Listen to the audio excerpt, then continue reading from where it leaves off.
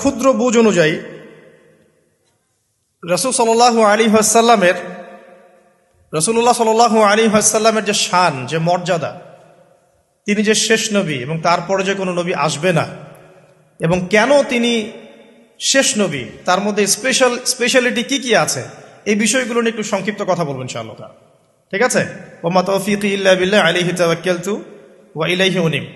আমি আলোচনা শুরু করতে যাচ্ছি একটা হাদিস থেকে। একদিন রাসূলুল্লাহ সাল্লাল্লাহু আলাইহি ওয়াসাল্লাম মসজিদের পাশ দিয়ে হেঁটে যাচ্ছেন, মসজিদে নববীর পাশ দিয়ে। তখন সাহাবায়ে কেরাম রাদিয়াল্লাহু আনহুম আজমাইন তারা মসজিদের মধ্যে বসে একটা বিষয় নিয়ে কথোপকথন করছিলেন। তো নবী সাল্লাল্লাহু আলাইহি ওয়াসাল্লাম জিজ্ঞাসা করলেন যে তোমরা কি নিয়ে কথা বলছো, তোমরা কি নিয়ে কথোপকথন করছো? তখন সাহাবায়ে কেরাম রাদিয়াল্লাহু আনহুম তারা বলছেন যে আমরা কিয়ামতের আলামতগুলো নিয়ে কথা বলছিলাম। কি নিয়ে কথা বলছেন? কিয়ামতের আলামতগুলো নিয়ে সাহাবীরা কথা বলছেন। তো সাহাবীদের কিয়ামতের আলামত নিয়ে কথা বলার কি দরকার ছিল? তাদের সময় তো আর কিয়ামত হবে না। দরকার ছিল কি? সচেতনতা। তারা ফিতনায় নিজেরা যেন না পড়ে যান, এই জন্য সতর্ক থাকতে চাইতেন। এই কারণেই ফিতনাময় পরিবেশ নিয়ে আলোচনা করতেন। তো নবী সাল্লাল্লাহু আলাইহি ওয়াসাল্লাম তখন বললেন, দেখো, যতদিন পর্যন্ত 10টা আলামত প্রকাশ হচ্ছে না ততদিন পর্যন্ত কিয়ামত হবে না। কয়টা আলামত? 10টা। নবী সাল্লাল্লাহু আলাইহি ওয়াসাল্লাম প্রথমে বললেন 1 নাম্বার হচ্ছে মাসিহুদ দাজ্জাল। কি নাম? মাসিহুদ দাজ্জাল। 2 নাম্বার হচ্ছে ইয়াজুজ এবং মাজুজ। এর আদম সন্তান পৃথিবীতে বের হবে এবং পুরো পৃথিবীটা ম্যাসাকার করে ছেড়ে দিবে। আর মাসিহুদ দাজ্জাল সেও বের হবে শেষ জামানায়, যে ইহুদিদেরকে নিয়ে পুরো বিশ্ব শাসন করবে, বিশ্বের প্রতিটা ডিপার্টমেন্ট সে রুল করবে। এবং দাজ্জালের চেয়ে ভয়ঙ্কর কোনো ফিতনা এই পৃথিবীতে আসে নাই, আসবেও না। প্রত্যেক নবী তার কওমকে দাজ্জাল সম্পর্কে সতর্ক করেছিলেন, এমনকি নূহ আলাইহিস সালাম পর্যন্ত তার উম্মতকে দাজ্জালের ফিতনা সম্পর্কে সতর্ক করেছিলেন। নবী সাল্লাল্লাহু আলাইহি ওয়াসাল্লাম বলেছেন যে তোমরা যদি সূরা কাহাফ তেলাওয়াত করো, প্রত্যেক জুমার দিন সূরা কাহাফ তেলাওয়াত করো, অথবা সূরা কাহাফের প্রথম 10টা আয়াত, শেষ 10টা আয়াত মুখস্থ রাখো, ইনশাআল্লাহ তাআলা মাসিহুদ দাজ্জাল তোমাদের কোনো ক্ষতি করতে পারবে না। 1 মাসিহুদ দাজ্জাল, 2 ইয়াজুজ আর মাজুজ, 3 হচ্ছে ঈসা ইবনে মারইয়াম। ঈসা ইবনে মারইয়াম যতক্ষণ পর্যন্ত না আসছেন, পৃথিবীতে আবার ইউটার্ন না করছেন এবং তার হাতে মাসিহুদ দাজ্জাল নিহত না হচ্ছে, কিয়ামত হবে না। 4 দাব্বাতুল আরদ, অর্থাৎ পৃথিবীর ভিতরে একটা প্রাণী আছে, মাটি ফেরে এই প্রাণীটা বের হবে কিয়ামতের আগে আগে, এবং এই প্রাণীটা মানুষের সাথে কথাবার্তা বলবে, কথা বলতে পারা প্রাণী। এ যতক্ষণ বের হচ্ছে না, কিয়ামত হবে না ইনশাআল্লাহ তাআলা। কটা বললাম? 4টা। 5 হচ্ছে দুখান বা ধোঁয়া। এই পুরো পৃথিবীর আকাশটা একটা নির্দিষ্ট সময় পর্যন্ত ধোঁয়ায় ছেয়ে যাবে, এবং হতে পারে, আল্লাহু আলাম, হতে পারে যে সূর্যের আলো পৃথিবীতে পৌঁছাবে না, এমন ধোঁয়া হতে পারে। পুরো পৃথিবীটা ধোঁয়ায় ছেয়ে যাবে, এটা সূরা দুখানের মধ্যেও বলা আছে। এটা 5। 6 নম্বরে নবী সাল্লাল্লাহু আলাইহি ওয়াসাল্লাম বলছেন যে একটা ভূমিকম্প হবে পৃথিবীর পূর্ব দিকে। পৃথিবীর পূর্ব দিক মানে এই যে ভারত, পাকিস্তান, বাংলাদেশ, শ্রীলঙ্কা, ইন্দোনেশিয়া, ঠিক আছে, এই সিঙ্গাপুর, এই যে কন্টিনেন্ট, মালয়েশিয়া, এটা পৃথিবীর পূর্ব দিক। এদিকে একটা ভূমিকম্প হবে। তারপরে 7 পৃথিবীর পশ্চিমে একটা ভূমিকম্প হবে। পশ্চিম মানে বোঝেন না? পশ্চিমা বিশ্ব না, সৌদি আরব না, পশ্চিমা বিশ্ব, ব্রিটেন, ফ্রান্স, জার্মানি, তারপরে যে রাশিয়ান কন্টিনেন্ট, হ্যাঁ, ইউক্রেন, এদিকে আপনার আমেরিকা, এই পুরো পশ্চিমা বিশ্ব, এখানে একটা ভূমিকম্প হবে বড়। এবং এগুলো এমন হবে যেগুলোতে ভূমি মাটিতে ধসে যাবে, মাটিতে ডুবে যাবে। ভূমিকম্প না, ভূমিধস। 8 পৃথিবীর মাঝখানে মধ্যপ্রাচ্যে একটা ভূমিকম্প হবে, যেখানে আমাদের সো কল্ড আমিরুল মুমিনিনরা থাকে, যারা আমেরিকা এবং ইসরায়েলের বন্ধু, এদের এখানে একটা ভূমিকম্প হবে ইনশাআল্লাহ তাআলা। আর 9 ইয়েমেন থেকে একটা আগুন বের হবে। ইয়েমেন থেকে একটা আগুন বের হবে, যে আগুন মানুষকে হাসরের মাঠের দিকে তাড়িয়ে নিয়ে আসবে। আরেকটা বলেছেন 10 নম্বর, যেটা এই মুহূর্তে আমি ঠিক মনে করতে পারছি না। তো এই 10টা আলামতের কথা নবী সাল্লাল্লাহু আলাইহি ওয়াসাল্লাম বলেছেন, না হওয়া পর্যন্ত, এই 10টা আলামত না আসা পর্যন্ত কিয়ামত হবে না। ঠিক আছে? আচ্ছা, এখন এই 10টার মধ্যে সবচেয়ে বড়টা কি? সবচেয়ে বড়টা হচ্ছে মাসিহুদ দাজ্জাল। সবচেয়ে বড়টা কি? 10 নম্বরটা মনে পড়েছে, আলহামদুলিল্লাহ। সূর্য উঠবে পশ্চিম দিক থেকে, সূর্য উঠবে পশ্চিম দিক থেকে, তাহলে আর সময় নাই, পৃথিবীর সময় শেষ। এই 10টা মনে থাকবে? আসেন বলি। প্রথমে কি? দাজ্জাল, তারপরে ইয়াজুজ আর মাজুজ, 3 নাম্বার ঈসা ইবনে মারইয়ামের প্রত্যাবর্তন, 4 নাম্বার দাব্বাতুল আরদ, জমিন থেকে প্রাণী বের হয়ে কথা বলবে মানুষের সাথে, ঠিক আছে। 5 নাম্বার কি বললাম? ধোঁয়া, দুখান, ঠিক আছে। 6, 7, 8 3টা ভূমিকম্প, পূর্ব দিকে একটা, পশ্চিমে একটা, পৃথিবীর মাঝখানে একটা। 9 নাম্বার ইয়েমেনের নাম শুনেছেন? ওই যে যেখানে সৌদিরা বোম মারছে আর কি, ইয়েমেনের বাচ্চাদেরকে বোম মেরে হত্যা করছে না, জানেন না খবর? তো ওই ইয়েমেনের ছোট ছোট বাচ্চারা শিয়া সুন্নির কি বোঝে আমার বুঝে আসে না। ওই ছোট ছোট বাচ্চাগুলো শিয়া সুন্নির কি বোঝে আমার বুঝে আসে না। আমেরিকার টাকা খেয়ে এরা ঠিকই বোম মারছে কেন? আর এই বোমগুলো তো এরা তৈরি করতে পারে না, আমেরিকার কাছ থেকে কিনে নেয়। তো ওই ইয়েমেন থেকে আগুন বের হবে, সেই আগুন মানুষকে হাসরের মাঠের দিকে তাড়িয়ে নিয়ে আসবে, এবং 10 যেটা বললাম, সূর্য উঠবে পশ্চিম দিক থেকে, তখন তওবার দরজা বন্ধ হয়ে যাবে, তওবা আর করেও লাভ হবে না।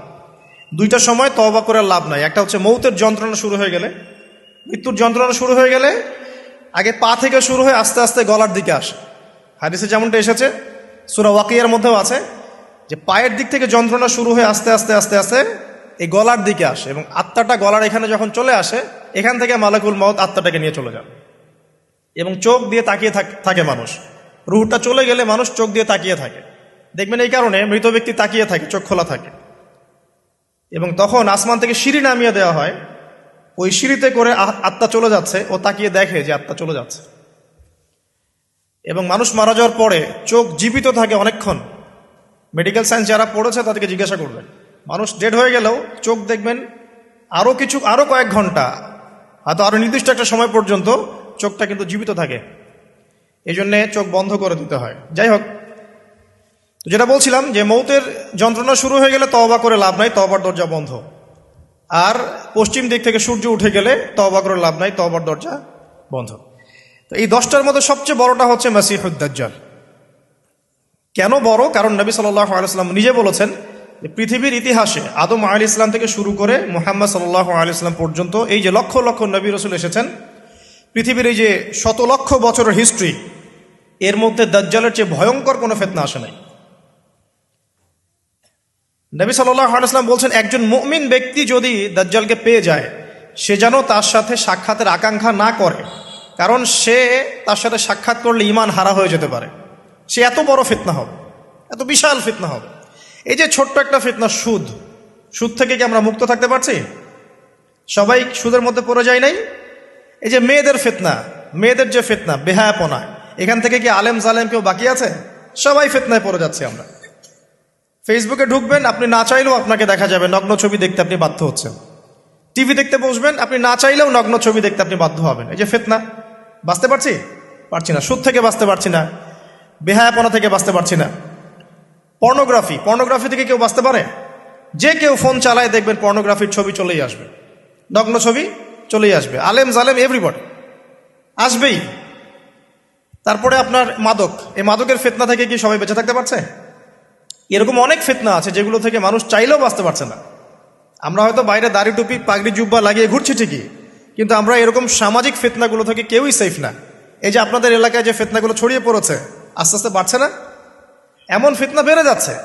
তো এগুলো যদি আমাদেরকে গ্রাস করে ফেলতে পারে, তাহলে এই পৃথিবীর সমস্ত ফিতনা একসাথে করলেও দাজ্জালের ফিতনার সমান হবে না। আমি কি বোঝাতে পারছি? পৃথিবীতে চলমান যত ফিতনা আছে, ব্যক্তিগত ফিতনা, পারিবারিক ফিতনা, সামাজিক, অর্থনৈতিক, পলিটিক্যাল, সব ফিতনাগুলো এক জায়গায় করলেও মাসিহুদ দাজ্জালের মতো ভয়ঙ্কর হবে না। এই জন্য নবী সাল্লাল্লাহু আলাইহি ওয়াসাল্লাম বলছেন, দাজ্জালের চেয়ে ভয়ঙ্কর কোনো ফিতনা আসেও নাই, আসবেও না। প্রত্যেক নবী আলাইহিস সালাম তার কওমকে এই ফিতনা সম্পর্কে সতর্ক করতেন। এমনকি এক্সাম্পল দিতে গিয়ে নবী সাল্লাল্লাহু আলাইহি ওয়াসাল্লাম বলছেন, নূহ আলাইহিস সালাম, ওই কত বছর আগের নবী, তিনি পর্যন্ত তার কওমকে দাজ্জাল সম্পর্কে সতর্ক করেছেন। সে কোথায় আছে? সে পৃথিবীতেই আছে। তার কি জন্ম হয়েছে? উত্তর হ্যাঁ, তার জন্ম হয়েছে।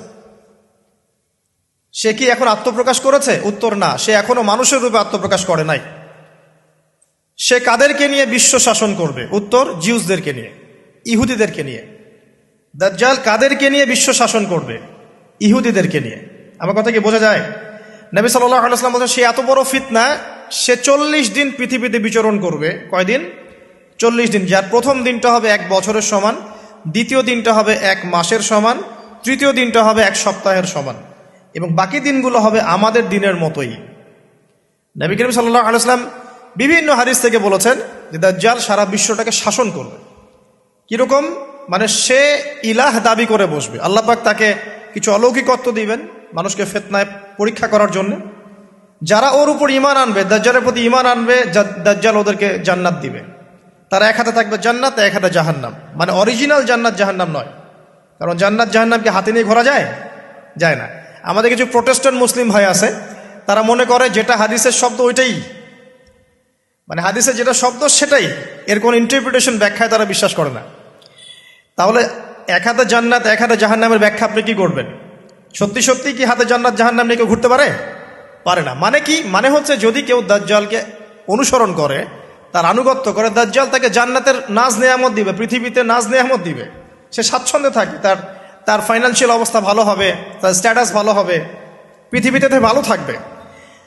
আর যদি কেউ দাজ্জালকে অস্বীকার করে, তার বিরুদ্ধে দাঁড়ায়, তখন দাজ্জাল তাকে অত্যাচার করবে, অন্যায় করবে, জুলুম করবে, তার অবস্থা পৃথিবীতে হেয় প্রতিপন্ন হয়ে যাবে। জান্নাত জাহান্নাম। দাজ্জাল এর বাহন হবে একটা গাধা।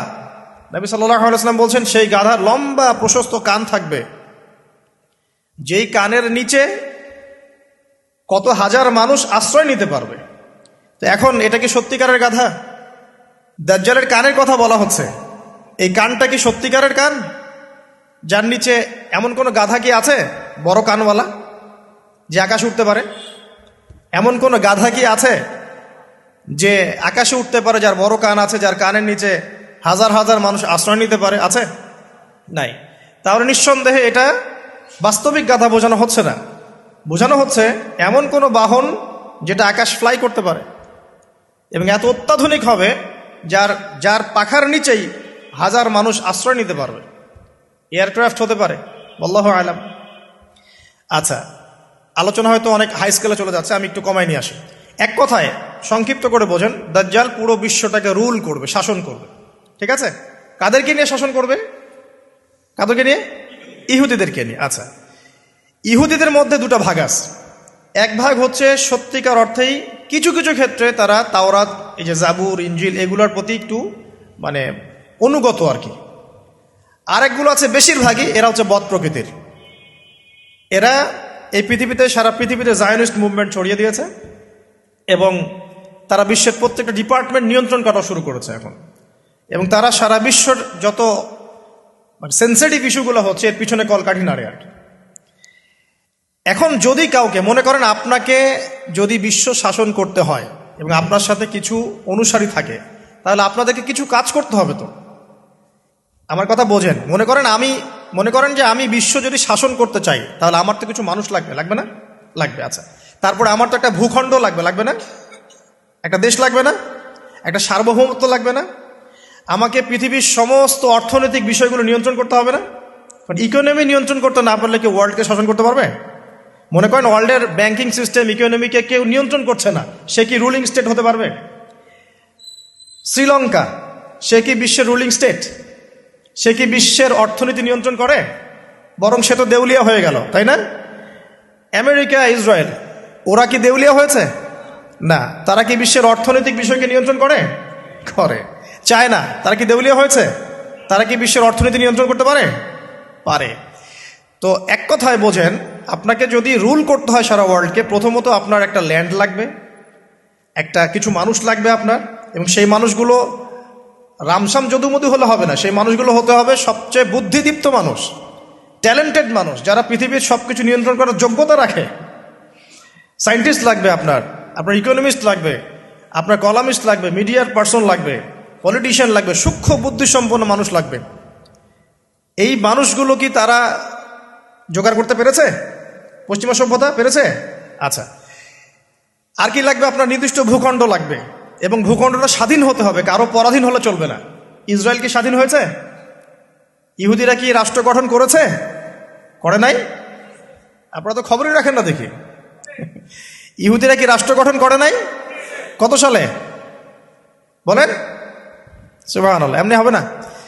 1948-এ তো রাষ্ট্র গঠন তো অনেক আগেই হয়েছে। 1948-এ তো সে জানান দিয়েছে, কিন্তু রাষ্ট্র গঠন অটোম্যানদেরকে হারানোর পরেই হয়েছে। যখন প্রথম বিশ্বযুদ্ধ হয়ে গেছে, তারপরে অটোম্যান এম্পায়ারদেরকে হটিয়ে তারা তো রাষ্ট্র মোটামুটি দখল করেই ফেলেছে।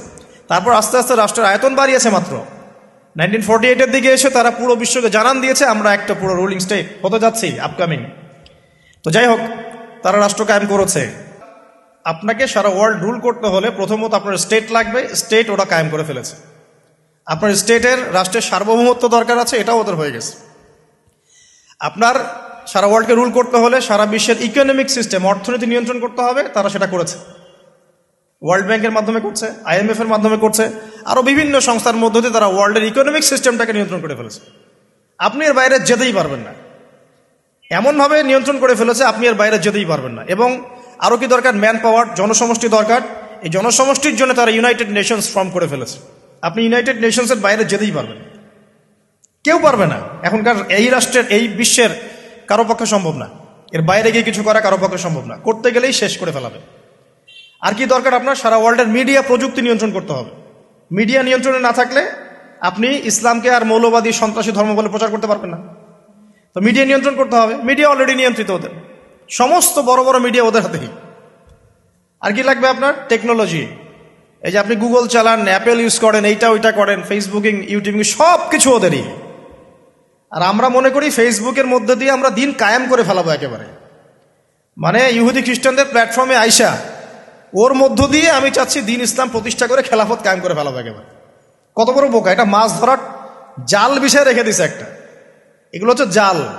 কারা কারা টোপ দেয় ওইটা ধরে টান দিবে ওরা। খেলে কথা হয়তো বুঝতে পারেন না, মাথার উপর দিয়ে যাচ্ছে, বুঝতে পারতেছি। কয়েকবার লেকচারটা দেখবেন ভিডিও ইউটিউবে, তারপরে বুঝতে পারবেন ইনশাআল্লাহ। এগুলো মাছ ধরার টোপ। জাল ফেলেন না আপনারা? বাঘ শিকার করার জন্য হরিণকে বিসর্জন দেয় না মানুষ, এগুলো সেই টোপ। মাছ ধরতে গেলে আগে যে চারা দেন না, এই ফেসবুকিং, ইউটিউবিং, এগুলো চারা দেওয়া।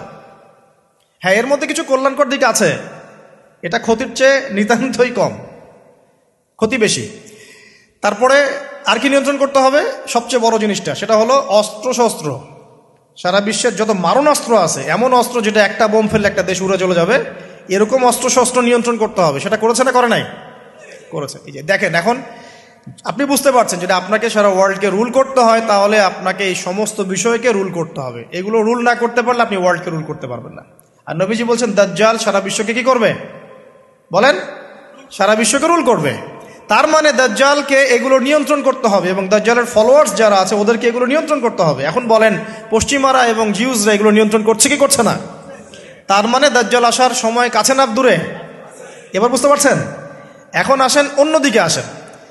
শুধু এগুলো করলেই তো হচ্ছে না, এর পথে একটা বাধা আছে। ওই রুলিংসের পথে একটা বাধার নাম হচ্ছে মুসলিমরা। কারা? মুসলিমরা। কারণ মুসলিমরা জানে যে দাজ্জাল মিথ্যা, আল্লাহ পাক এটা পরীক্ষা করছেন। হ্যাঁ, ও যে আল্লাহ দাবি করবে, নিজেকে গড দাবি করবে, বা সারা ওয়ার্ল্ডকে রুল করবে, এর বিরুদ্ধে একমাত্র শক্তি হিসেবে দাঁড়াতে পারলে মুসলিমরাই দাঁড়াতে পারবে। আর যাদের মধ্যে ধর্মীয় চেতনা আছে, যারা সৎ, নিজ নিজ ধর্ম পালন করে, তারাও কিন্তু এটাকে মেনে নিবে না। এখন তাহলে কি করতে হবে? ধর্মগুলোকে এলিমিনেট করতে হবে, ধর্মগুলোকে সরাতে হবে। এভাবে আস্তে আস্তে কি করলো, সব ধার্মিক তত্ত্বগুলোকে বাদ দিয়ে নাস্তিকতার তত্ত্বগুলো সব শুরু হলো সমাজে প্রচলন। আস্তে আস্তে আস্তে আস্তে ধর্ম আস্তে আস্তে মাইনাস হতে থাকলো, এবং নাস্তিকতার তত্ত্বগুলো রাইজ করতে থাকলো। এটাও তারা করেছে। তারপরে মুসলিমদেরকে এখন বাধা দেওয়ার জন্য কি করতে হবে? কিছু কিছু জিনিসের দরকার। এই জায়গাতে আসে বোঝেন ভালো করে। এখন মুসলিমরা হয়ে গেল বাধার কারণ, করতে পারবো না। ওদের কাছে কোরআন আছে, ওদের কাছে হাদিস আছে, ওদের নবী মুহাম্মদ সাল্লাল্লাহু আলাইহি ওয়াসাল্লাম শেষ নবী, এবং মুহাম্মদ সাল্লাল্লাহু আলাইহি ওয়াসাল্লামের ফলোয়ার্সরা প্রায় 1400 বছর বিশ্বটা শাসন করেছে, করে নাই? তাহলে এরা তো বাধা। এখন তাহলে মুসলিমদেরকে দুর্বল করতে হলে কি কি করতে হবে? তো প্রথমত ওরা ধর্মের মধ্যে অনেক তন্ত্রমন্ত্র ঢুকিয়ে দিয়েছে। ওই তন্ত্রমন্ত্রগুলো আগে একটু বলে নেই। যেমন ওরা মুসলিমদের মধ্যে কিছু মানুষ তৈরি করেছে যারা বলছে যে মুহাম্মদ সাল্লাল্লাহু আলাইহি ওয়াসাল্লাম শেষ নবী না, আরো নবী আসতে পারে।